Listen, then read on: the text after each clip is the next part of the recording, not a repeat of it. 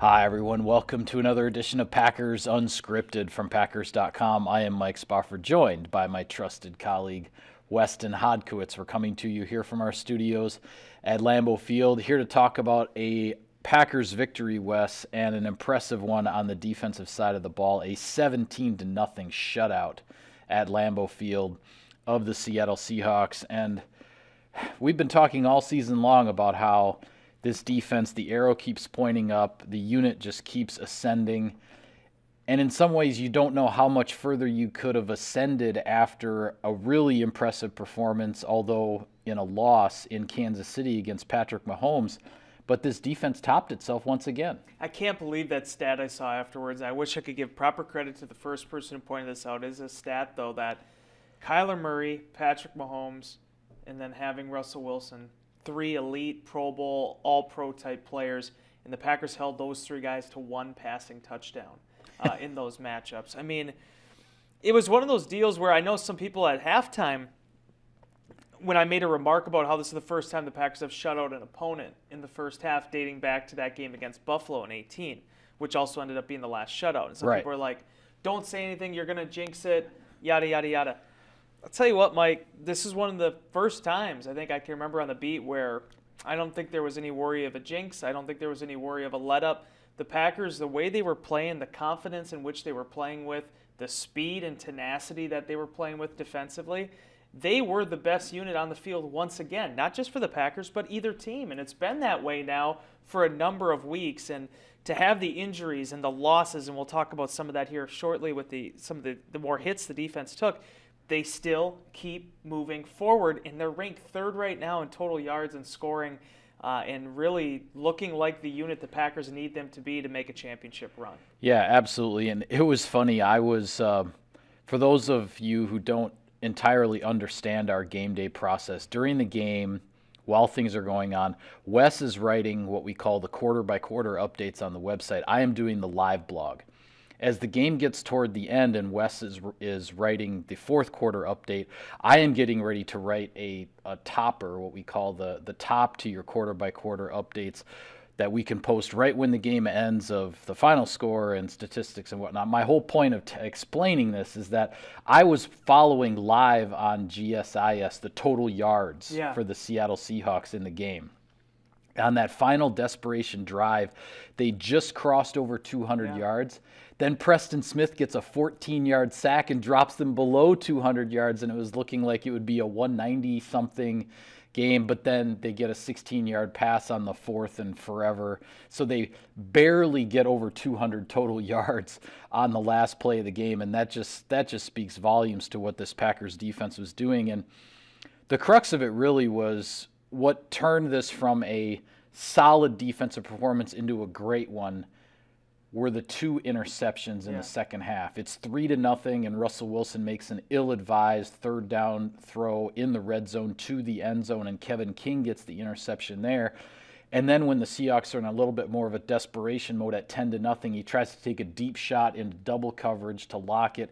Adrian Amos gets that interception on the deep ball in the end zone. Those two turnovers really then is what allowed the Packers to stretch this out and take away any drama of what was looking like it could be a down-to-the-wire game when it was just 3-0 at halftime. Well, and to tell you the strength of this defense, in addition to just the mental fortitude and to be able to rally the way they have around each other, it's a fact that we talked about in the preseason. They have playmakers at all three levels. And with the installation of Devondre Campbell at inside linebacker, there really isn't a weak spot right now for this defense. And you know, you look at a guy like Adrian Amos, I just feel like he's the one that sort of really epitomizes this entire unit.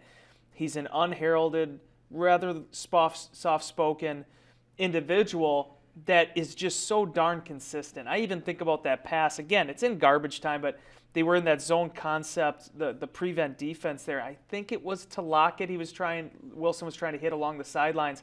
And Adrian Amos, covering basically half the field, comes over right by the pylon and breaks up a pass that otherwise might have been the touchdown. Not a big play in terms of the grand scheme of things in victory, but that's what kept Seahawks off the board. That's what kept those numbers close to 200 total yards of offense. Yeah. Him and the talent of Darnell Savage on the back end, the way they umbrella that thing, That's been a big linchpin here for this defense. But even before that, I made this comment in inbox, Mike. I don't know what you thought about it, but Preston Smith gets that 16-yard sack, I think it was. It was this huge 14 yards. 14 yards late in the game. I understand that that's a garbage time type sack, but the way Preston Smith played that entire type of that game, he really didn't have the statistics to really show the impact that he had made, the pressure that he had generated, some of the other plays that he helped create. That's the thing about this year's defense. There's not going to be a lot of guys where you look at the cornerbacks and be like, okay, who's the stud right now? It's not going to be a lot of, okay, where's the all-pro? It's just 11 guys when they're on the field playing as one, and it has the Packers with, their best defense right now statistically in a decade. Yeah, I think it's interesting because I made a point of this in Insider Inbox as well. When you talk about the sort of those steady influences, the understated, not the rah-rah guys, but the leaders on this team, two of the defensive captains here are Adrian Amos and Kenny Clark. Yeah. And you won't find two guys who at the same time can be so valuable to what their unit is doing, but in a lot of ways get so little recognition for it. And they also don't really care necessarily about getting that recognition. And I think that says a lot about them. And as I said in Inbox, that's not to take anything away from the larger personalities like a Zadarius Smith or Jair Alexander, they've also been captains on this defense. And I'm not trying to disparage their way of going about things at all. But with those two guys in particular, Amos and Clark, both being captains on this particular defense, and the way these guys are going about things really stands out to me. This team now, Wes, for the season, 18 points per game allowed, which, as you said, I think is third in the league now. Since week one, the 38-3 loss to New Orleans, since week one, it's 15.8 points per game. Yeah. That's just remarkable what this group is doing. And now they will have some additional challenges. You just mentioned the type of game Preston Smith had and then capping it off with a sack to get something big in the statistical column. Well, the pass rush here, Whitney Merciless, it looks like a very significant injury to his biceps. And then Rashawn Gary also leaving the game with an elbow injury. There's still some evaluation going on there. We'll see what ultimately the deal is with Gary's injury. But this pass rush is going to be relying even more on Preston Smith than it already has here going forward. Yeah, and Jonathan Garvin too. The the second-year player was a seventh-rounder last year. Yeah, and a young man that is still only 22 years old and has had to really grow up quickly in this defense after being a healthy scratch for half the season last year. He's suddenly been thrust in a rotational role. That's the way this thing has gone. What hurts the most there's a couple reasons the Merciless injury hurts. That game, especially with some of the injuries they were dealing with on the defensive line, that game was the first time, Mike, that you and I have seen in maybe over a month, maybe 2 months, where the Packers started running their dime with three outside linebackers again. Yeah. They were using Preston Smith, they were using Rashawn Gary as down three-tech linemen, or using Gary as a rover. They got away from that because they just didn't have the bodies for it, but Merciless, the way he was playing, enabled them to get back in those packages. It sounds and Merciless had lined up inside on an occasion as well. A lot of versatility there, and that was sort of that spot they were missing without Zadarius Smith. That was a role that he had played before his back injury. And the thing that hurts the most is I felt like, and I tweeted this as I was leaving the building on Monday, Merciless really felt like that Eric Walden signing for this defense. He felt like it was, okay, you need help at outside rusher. Here's a guy that can bring something. And he seemed like he was a really steady locker room guy. We only got to talk to him once, but obviously you hear what people say about him down in Houston. He's a admirable type of locker room dude. And for that injury, and as soon as you and I saw it, Mike, and when you see him curled up like that, and then you understand it's the biceps, we've seen enough of those type of injuries. Your stomach kind of drops a little bit. Yep. The hope would be, based on the reports we've seen so far, is that the Packers might have avoided a big injury with Rashawn Gary. Got to see how all that shuffles out yet, but the fact is that Gary has been such an integral part of this defense. He's leading them in sacks right now this season. He's gotten the uptick in playing time, and he's really responded with those snaps. The Packers need him, and knock on wood, at some point, maybe the next 2 months, Zadarius Smith is back in the fold too. Yeah, we'll have to see how that goes. Rashawn Gary with 5.5 sacks, Correct. I believe, on the season now, which is tops on the team. So before we shift gears to the offense, Wes, some sponsor business. Sirius XM NFL Radio delivers hard-hitting analysis and up-to-the-minute NFL news that true football fanatics need 24/7, 365. And at Cousin Subs, we have something for everyone, like our Wisconsin cheese curds, mac and cheese, golden fries, and creamy shakes, all paired with your favorite sub or sub in a bowl. Cousin Subs, we believe in better. All right, offensively, the Packers did indeed get quarterback Aaron Rodgers back off of the COVID list, and he played despite not having essentially practiced for the previous 2 weeks. And give some credit to Seattle's defense. That's no slouch of a unit, especially when it comes to what that group does in the red zone. But the Packers were having some trouble finding their footing on offense. A missed field goal early that took some points off the board. But this offense, as we had talked about last week, it went through the running backs. Yeah. Aaron Jones, A.J. Dillon combining for more than 200 rushing and receiving yards, adding up those yards from scrimmage. But now things could shift in, at least for the next game or two, most likely, are going to shift even more heavily to A.J. Dillon because Aaron Jones is now out with a knee injury, though it sounds like it's only going to be a short absence. Yeah, and that's, as Matt LaFleur even said on Monday, the hope is they avoided, kind of a bullet there.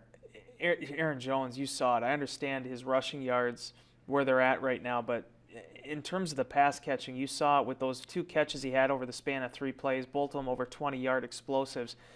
The way he can energize this offense with his play style, what he can create when he's in space, it's incredible.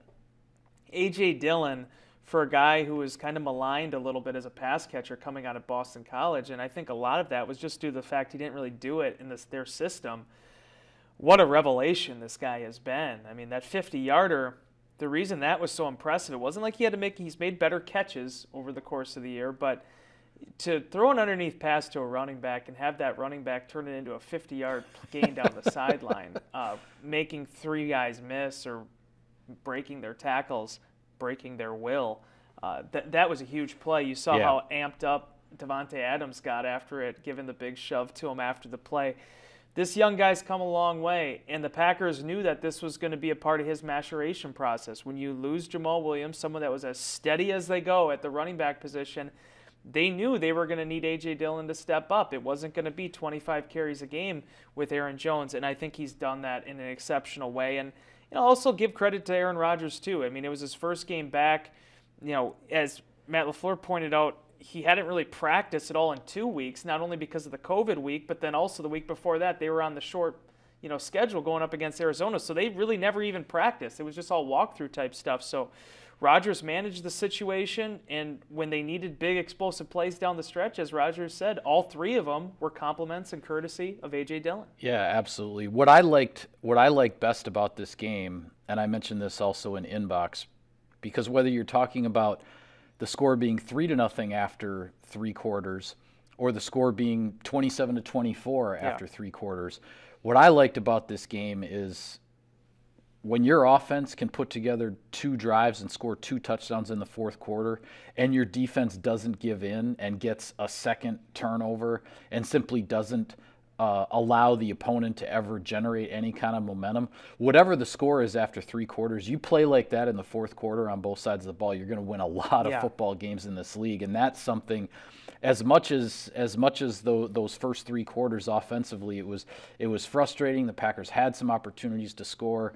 Mistakes were made. Things didn't go their way.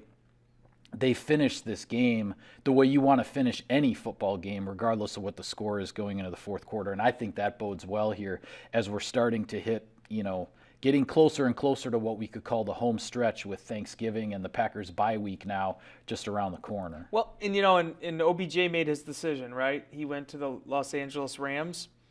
It is what it is. There isn't going to be this big, type of hero coming over the mountain that's going to just add even more plays to this offense. The Packers, if they're going to get where they want to offensively, it needs to be the young guys. It needs to be guys stepping up. A.J. Dillon's been a big part of that. I think he's probably been the most improved player. I think would be easy for everyone to say in his 2nd year here with this offense. And with Aaron Jones being gone here for a minute, this is going to be a big test for him. Yeah. Not only against this upcoming opponent in Minnesota with all the challenges that Mike Zimmer defense presents, but also historically one of the best defenses in the league, and the Los Angeles Rams over the last 3-4 years, they're going to have to battle as well. So I think the exciting aspect of this is you do hope you're getting Aaron Jones back, and obviously you hope that that's going to happen in December when you really want to get the run game going. But this is the trial by fire that I think A.J. Dillon really needs, and to see if, okay, can this guy be the every down back we need him to be? Because with all due respect to Patrick Taylor, that was his first NFL carries on Sunday. Yeah. So he got the ball twice there in the fourth quarter, giving Dillon a little bit of a break. Yeah, you want to get the more backs involved, but realistically, this is going to be a one-back offense, you would think, for a couple weeks here. Yeah, absolutely. The one thing that will be interesting to see, to me, sort of one of those littler things that people can forget about, is that with Aaron Jones being out and A.J. Dillon now taking the lion's share of the snaps at running back, that pass protection in the backfield, I'm not saying that A.J. Dillon isn't any good at it. That's not my point. Aaron Jones has become exceptional as a pass-blocking, pass-protecting running back with the blitz pickups and the communication and everything like that. That's something that will be worth watching here with A.J. Dillon, because that's going to be another area where, as big a strides as we've seen him make in year 2, he can take even more strides in that area, because we saw what Aaron Jones has done over the first 3-4 years of his career to get to where he is now. Big picture in the NFC. Well, first, with regard to the division, the Packers stay 3.5 games ahead of the Minnesota Vikings, and we'll talk more about the Vikings on our next show with the trip to Minneapolis coming up here next weekend. But as far as the top of the NFC, the Packers are right back there suddenly, Wes. 1 week after losing your quarterback and losing a game and all of that, Green Bay is 8-2. Arizona takes its second loss, not having its quarterback, against Carolina. Cardinals and Packers both 8-2. Packers obviously have the head-to-head there. Dallas a half game back at 7-2. The Rams took their third loss of the season on Monday Night Football. They lose on the road at San Francisco in a division game out west. The Rams are 7-3. And suddenly the Tampa Bay Buccaneers are 6-3, having lost 2 games on either side of their bye week. They lose to New Orleans going into the bye. They come out of their bye and lose at Washington. So it's all right out there for Green Bay right now. The loss at Kansas City, we talked about it. In some respects, it was a missed opportunity considering all those results, the other results that had happened last week. Well, the Packers got some more results in their favor this week, and they got the win over the Seahawks, and they vaulted themselves right back up where they want to be. These 17 games are not about who is the best team in the NFL. It's about who's the most consistent team, who's going to be the one that earns that first-round bye, who's going to be the team that proves that we deserve to be considered the upper echelon entering the playoffs. And the way I look at it right now, Mike, is the Packers got 4 more division games, both of which against the Minnesota Vikings. They still have yet to play this season. Right. You win those. You run that table, and then you kind of let those other chips fall where they may with the remainder of your non-conference stuff, and then also this matchup coming up against the Rams. That puts you in the dance. And these next couple weeks, the Packers take care of business against the Vikings. Again, a team that we're going to talk about scares the living daylights out of me. Yep. A team that cannot be overlooked. A team that has been in every single one of the 9 games it's played so far. A team that is 4-5 and is just a whisker here or there away from potentially being 7-2. But it's realistically. But it's consistency. Yeah. And the Green Bay Packers at 8-2 have been an incredibly consistent football team, despite the injuries, despite the potential distractions, despite all that. And it has put them in a position now to be able to really claim the top of this conference. It's going to be a really exciting final 7 games of this season, and obviously it starts on Sunday against the Vikings in US Bank Stadium. Yeah, the Packers will have an opportunity to go 4.5 up on the Vikings with only 6 to play. That would be considered the catbird seat, if I'm allowed to use the old cliche. But we'll talk more about that on our next show. For now, we'll call it a wrap on this edition of Packers Unscripted. Be sure to follow all of our coverage of the team. We've got stuff for you every single day on Packers.com. For Wes, I'm Mike. Thanks for tuning in, everybody. We'll see you next time.